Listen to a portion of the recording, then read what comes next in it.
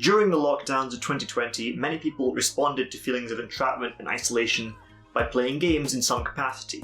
Animal Crossing, as well as social games like Among Us and Phasmophobia, became big hits. But many people, I discovered, had the same urge as me, which is to open up GTA 5 and just start driving. It was a mix of a few needs, one being the rumbling feel of a bustling Los Santos giving us that sense of life at a time when cities felt so dead.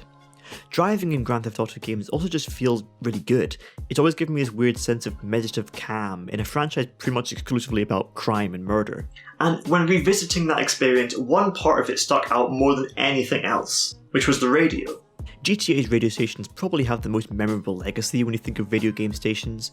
While they didn't do anything particularly inventive game design wise, the fake satirical tones of a huge selection of stations kept the rhythm of Los Santos, Liberty City, San Andreas, and even the first title going. Grand Theft Auto is a heavy name in culture now, as a heist, crime, action, gambling epic, but driving was always at its core, and the different genres of presenters and music styles kept driving feeling alive while sustaining the tongue-in-cheek tone Rockstar are known for. It reminded you of the cynical, greedy world around you, and slightly influenced your approach to taking it on with a sports car and a bunch of sticky bombs.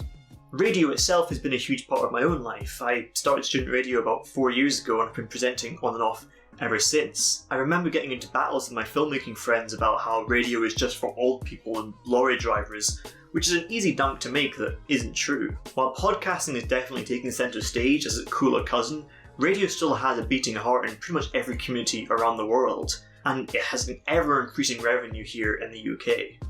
But its relationship with games isn't due to just its impact or economy. Radio melds with the gaming medium not just functionally, but often thematically. But first, let's get the easy reason out of the way. Radio is passive.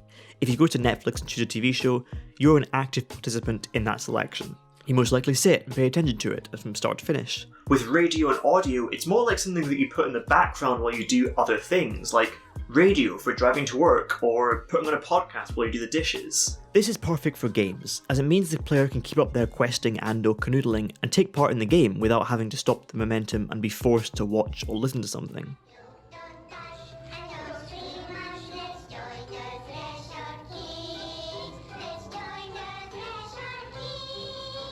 Let's take Cyberpunk 2077 as an example. In your cyber apartment there's this TV you can sit down on, but the couch and watch. I've never turned it on. In fact, the second I got the option to, I immediately stood up in the game, went outside, got in my car, and listened to the radio. It's a dystopian cyberpunk future with flying cars and digital personalities, but they still have FM radio. That's a very specific choice. But so what? It means you can play music in a car, but the potential of in-game radio has a really wide scope in games. It was first introduced to the Fallout franchise with Fallout 3, most notably with Galaxy News Radio. Hey everybody, this is 3 Dog, your friendly neighborhood disc jockey. What's a disc? Hell if I know, but I'm gonna keep talking anyway. It had an NPC presenting it, often spreading the word against certain factions within the game and supporting others. It added a layer of story in the background that made it feel like political infighting was happening all the time, not just when you showed up as the questing protagonist. And as a protagonist, they even report on big events that you do in the game, like they would report if I nuked a city or something. Not that I've ever nuked us. That's horrible. Having a radio DJ talk about quests you just completed was an incredible layer of immersion that really planted you in this world as a unique chess piece, and not just a kid on a repeatable fairground ride. Fallout uses radio more in-depthly, but other open world games can use it more simply to keep up the messaging of propaganda. In the Just Cause games, there are often speakers around the map blasting the good word of whichever dictator is controlling the island, and it's the same with Far Cry 4 and Far Cry 5. Hi there, citizens. Nobody's gonna really miss Voltura, are they? Excellent, because they had to get rid of it. Yes, absolutely, nothing to be alarmed about, really. This may seem like an incredible coincidence, but government knew all about it, and planned to do it, and are happy about it. They are, that's right, happy.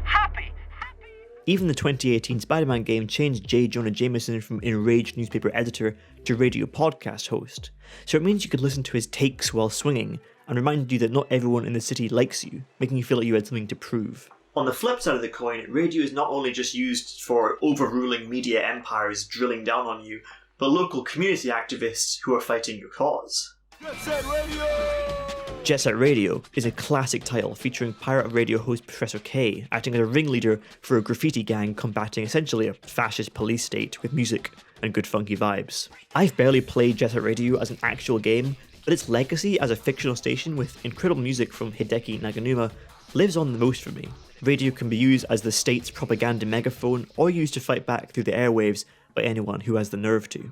But if you still think radio is lame and old-fashioned, Watch Dogs Legion recently tried new ways to modernise in-game radio by incorporating real podcasts and real hosts. They're talking in the realms of this fictional future London, but real political podcast hosts ride with you to talk about all things fascism, which is quite refreshing after recent years of games pretending the politics don't exist.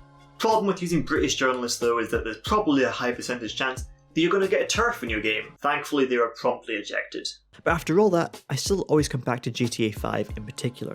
The Lowdown, Channel X, Soulwax. Okay, I don't listen to Soulwax. I don't think I've ever turned on Soulwax. While it may not be pushing the game design boundaries in a cool way like Fallout is, GTA radio stations are probably more memorable by people growing up with them than real radio stations running today. That's a crazy achievement that not only speaks to how magic GTA 5 is, a game that came out on the PS3 and is now coming out on the PS5, but also speaks to how perfectly radio can work with games in the right hands. It's an example of two mediums hand in hand, perfectly linking up to celebrate both radio and game worlds. It celebrates the local grassroots activism of small community stations and the cheesy over-the-top craziness of mainstream music radio, and doing it completely within fictional spaces. It not only gives us a taste of music and radio that we love, but is often the beating heart of many open world experiences, adding just that extra layer of escapism that we all crave.